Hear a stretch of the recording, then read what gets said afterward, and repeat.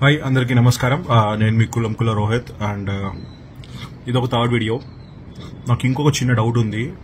And మొన్న press మీట్లో second press మీట్లో మీకేమైనా అనుమానాలు ఉంటే మాకు చెప్పండి అన్నారు.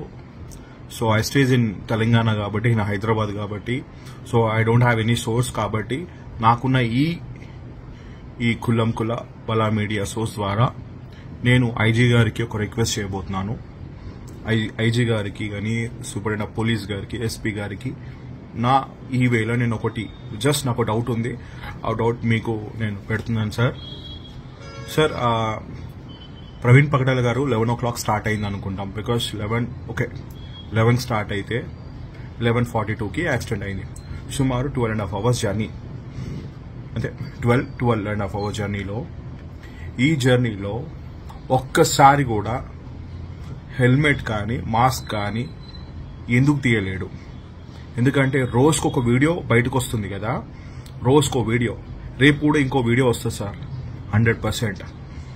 రోజుకొక వీడియో వస్తుంటే ప్రవీణ్ పగడాల గారు ఎక్కడ కానీ ఒక్కసారి కూడా ఇట్లా మాస్క్ కానీ ఒక హెల్మెట్ కానీ ఎందుకు తీయలేకపోయినాడు? ఎందుకంటే 3 hours జర్నీ, 3 hours డ్రెస్ తీసుకున్నాడు కదా, పార్క్ లో ఓ వీడియో వచ్చింది కదా. ఆ 3 hours లో కూడా ఆ మనిషి హెల్మెట్ తోనే మాస్క్ తోనే ఎందుకు పడుకోవాల్సి వచ్చింది? ఏమైనా కారణమా? 3 సార్లు యాక్సిడెంట్ అయినాడు, 3 సార్లు తాగి పడిపోయాడు అని చెప్పేసి మీడియాలో వస్తున్న కథనాలు చూస్తున్నాం.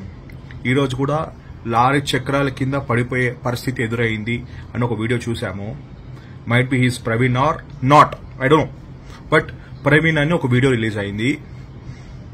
అక్కడ కూడా అంత దారుణమైన పరిస్థితి, అంత దారుణమైన యాక్సిడెంట్ అయినా కూడా, ఇన్సిడెంట్ అయినా కూడా, దాదాపు యాక్సిడెంట్ అయ్యే పరిస్థితి, బస్ తప్పించేసింది.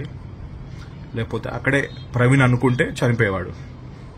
అక్కడ దాకా సీన్ ఆ పెట్రోల్ బంక్ ఆపోజిట్ దాకా రాకపోవచ్చేమో. కానీ ఒక్కసారి కూడా ఎందుకు ప్రవీణ్ పగడాల గారు హెల్మెట్ కానీ మాస్క్ కానీ ఎందుకు తీయలేకపోయినాడు? ఒకసారి ఆ కోణంలో కూడా మీరు దర్యాప్తు చేయండి సార్. ఎందుకంటే సుమారు 12.5 hours ఏ వ్యక్తి, నాకు తెలిసి ఇచ్చే ప్రపంచ రికార్డు, ఏ వ్యక్తి మాస్క్ కానీ హెల్మెట్ కానీ తీయకుండా ప్రయాణం చేయడం అనేది ఇట్స్ హైలీ ఇంపాసిబుల్.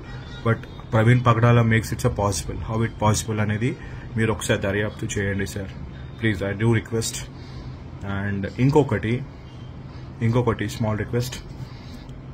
ప్రవీణ్ పగడాల నిజంగా తాగబోతే అనుకుంటాం కాదు, తాగబోతోడే. నా దృష్టిలో తాగబోతోడే, పచ్చి తాగబోతోడే.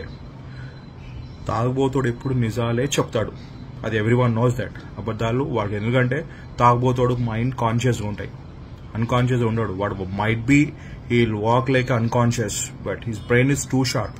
ధైర్యంగా ఉంటాడు, ధైర్యంగా చెప్తాడు, ధైర్యంగా మాట్లాడతాడు, ధైర్యంగా ఫైట్ చేస్తాడు. బట్ ప్రవీణ్ పగడాల క్రైస్తవ సోదరులని మోసం చేస్తున్నాడు.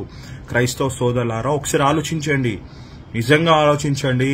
ఎందుకంటే ప్రవీణ్ పగడాల ఎంత ఘోరంగా మనని మోసం చేస్తున్నాడు. యాజ్ ఎ బీయింగ్ ఏ తాగబోతాయి ఉండి, నాట్ తాగబోతు, పచ్చి తాగబోతు.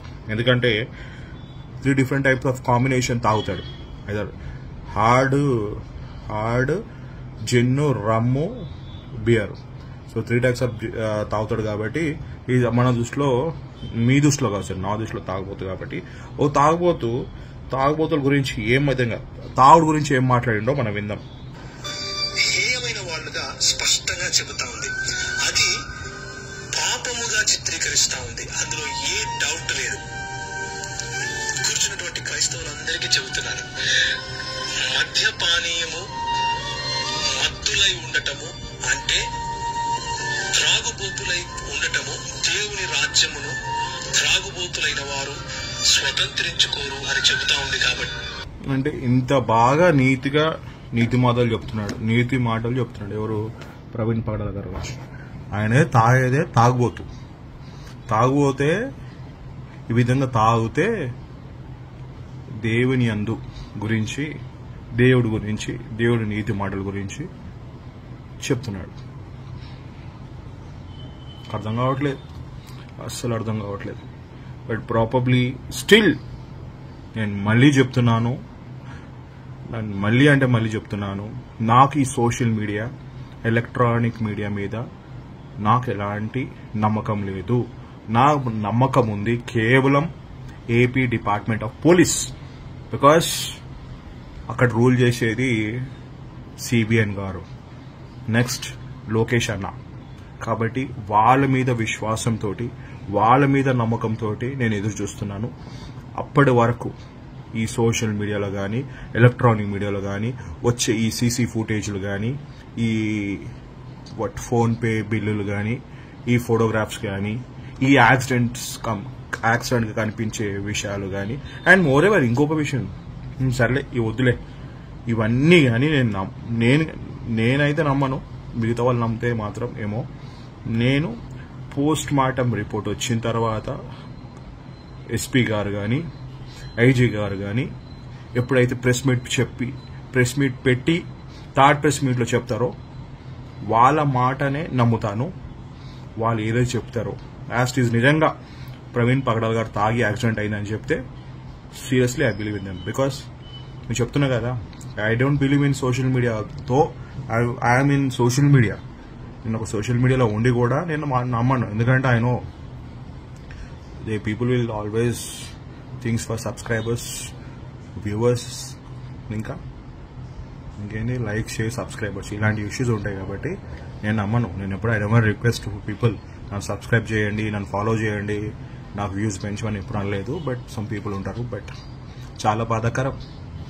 ఏ సోషల్ మీడియా, ఏ ఎలక్ట్రానిక్ మీడియా ప్రవీణ్ పగడాల్ గారి మరణం గురించి మాట్లాడిందో, అదే ప్రవీణ్ పగడాల్ గారి మరణం గురించి విత్ ఇన్ షార్ట్ పీరియడ్లో 2-3 డేస్లోనే తను పచ్చి తాగుబోతూ కింద పడ్డాడు అని అవమానకరమైన థంబ్నెయిల్స్ తోటి, అవమానకరమైన న్యూస్ తోటి తన గురించి ఇస్తున్నారు.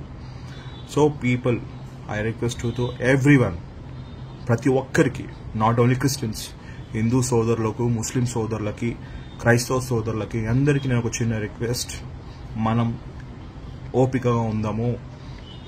రేపో ఎల్లుండో department of AP police will release clear data. అసలు ఏం జరిగిందో వాస్తవాలు వాళ్ళు బయట పెడతారు. అప్పటి వరకు మనం ఎలాంటి విద్వేషాలను కానీ ఇలాంటి దానికి గలీజ్గా కామెంట్స్కి సోషల్ మీడియా దానికి రియాక్ట్ అవ్వడం తప్పు. వాళ్ళు చెప్పిన మాటలు మనం బిలీవ్ చేద్దాం. Anyways, thank you. జై హింద్.